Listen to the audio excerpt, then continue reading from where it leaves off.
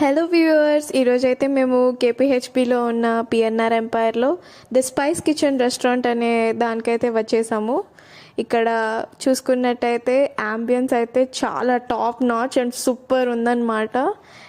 ఇక్కడ ఉయ్యాల లాంటి సీట్స్ ఉండడం కూడా చాలా వెరైటీగా చాలా బాగా అనిపించింది నాకు. ఫస్ట్ మేము చికెన్ హాట్ మ్యాంచో సూప్ అయితే ఆర్డర్ చేసాము. ఇట్ వాజ్ రియలీ గుడ్ అనమాట. మేము చాలా ఎంజాయ్ చేసాము సూప్ని అయితే.